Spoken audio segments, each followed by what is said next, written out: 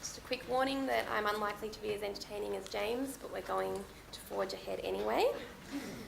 So basically I'm just here to give you all an update on what is happening in the manufacturing quality and licensing space. I'll start with mentioning some of our key events and meetings that have been held over 2017 before running you through what's happened with our external review of the APVMA's GMP compliance program. I'll then give you an update on our initial review of the revised audit scheduling matrix that was implemented in March last year. And finally, I'll outline the priorities for 2017-2018 for our team.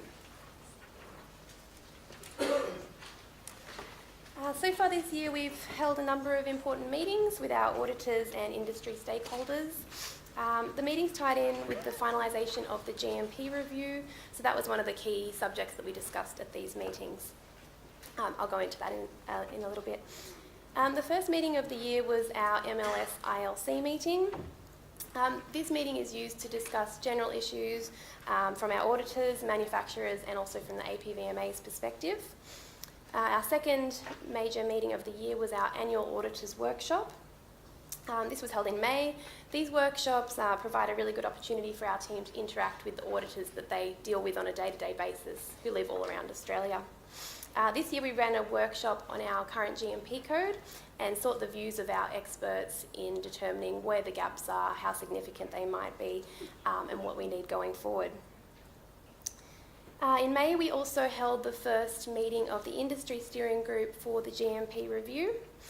In this meeting we gathered feedback from the ISG and collectively discussed various matters to do with the auditing and the documentation around our systems going forward. So MQL are also the area responsible for maintaining records related to the supply of hormonal growth promoters. We recently participated in a meeting of the HGP working group. This working group, just held in August, was chaired by the Cattle Council of Australia and was attended by various industry groups, manufacturers, the APVMA, as well as the Department of Agriculture and Water Resources. So various topics were discussed at this meeting, including the verification of information and ways of improving reliability of our documentation.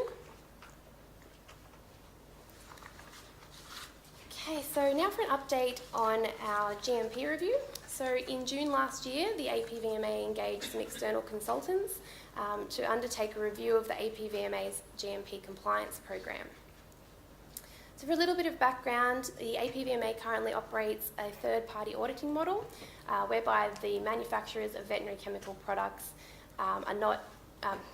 where the auditors are not APVMA employees, but we actually authorise them to undergo these audits through a deed. Once they complete their audit, they actually send that information to the APVMA. The APVMA staff in MQL will review that information, and then the delegate will make a decision on whether to issue a licence or not. So the GMP review aimed to find a more widely recognised international GMP auditing model and to identify those areas of the current program that require improvement to be consistent with the approaches taken by comparable international regulators. So the review involved an assessment of the current systems and procedures in the MQL section of the APVMA, a review of the current third-party auditing model, and stakeholder consultation via a written survey or verbal feedback in some cases. So the survey was sent to 215 product holders and manufacturers, and we received 101 responses. The final draft of the paper was received in April this year and was distributed to a small group of our stakeholders, including the industry steering group for the GMP review. So this was the group established to make sure the views of industry were considered in this process. So the review discussed the requirements for international recognition, various options for auditing models, updating the GMP code and other process improvements. So the review identified that a first-party auditing model appears to be the most internationally recognised auditing model. So this model requires auditors who carry out the inspections of the facilities to be employees of the particular regulatory agency. In terms of the domestic market, however, the current third-party model, which is used by the APVMA, appears to be adequate for its purpose. So in the meeting of the Industry Steering Group, we discussed the primary concerns of industry, which were largely related to the export of veterinary chemicals. The Industry Steering Group and the APVMA are currently working together to explore pathways that facilitate export for these Australian manufacturers. So this is an ongoing space. In terms of manufacture domestically, we discussed what could be improved under our current system. In this case, all parties agreed that the GMP code was quite outdated and needs some sort of review. So we've now started a process to facilitate that update, which I'll talk about a little bit later.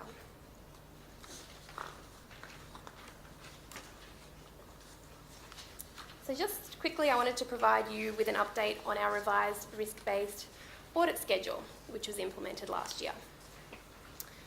So the new schedule was developed and implemented last year to increase the audit intervals assigned for compliant manufacturers, whilst ensuring that regular monitoring of less compliant manufacturers was maintained. So it also aimed to align our application of audit intervals for Australian and overseas manufacturers and provide the option for highly compliant manufacturers to close their audits by a plan. So it's only early days at the moment, and we've only looked at about 40% of our facilities in the system.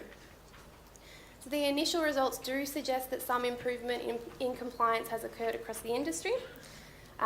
In terms of the plan, there was actually a limited update of manufacturers who wanted to close their audits by a plan, and the preferred option for those manufacturers was still to close the audit via objective evidence. Accordingly, our next steps are to conduct 2 more reviews on our new schedule in 2019 and 2022. We have also extended the opportunity for some more manufacturers to close via a plan, so they're our audit level 2 manufacturers, being the second most compliant in our rating system. That's mainly it on that. Okay, so updating the Australian GMP code. So as mentioned earlier, the GMP review identified that the Australian GMP code should be updated to reflect contemporary good manufacturing practice standards. For a little bit of background information, Australian licence holders are required to comply with the Australian Code of Good Manufacturing Practice for veterinary chemical products, what I'm referring to as the Australian GMP code here. And further, products manufactured overseas must comply with this or a comparable standard. Compliance with the GMP code is also linked to the safety criteria in the AgVet code and AgVet regulations.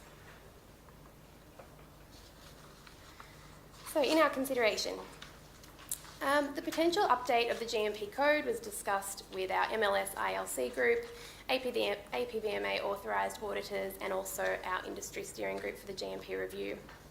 So to begin the process, we are carrying out a gap analysis of the GMP code.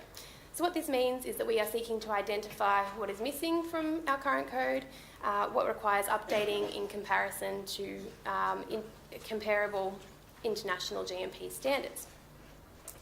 Another thing we'll be trying to do as part of this process is to identify what impact that change in the code might have on industry before we go out to consultation. So we'll actually have some good information ready for you at that next step.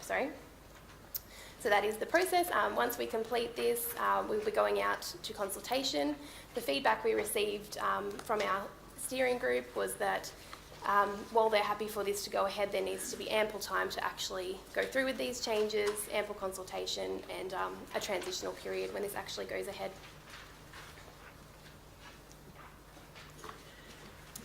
In terms of priorities for the coming year, the MQL team will be busy maintaining our legislative functions around licensing of veterinary manufacturers and operating our HGP scheme.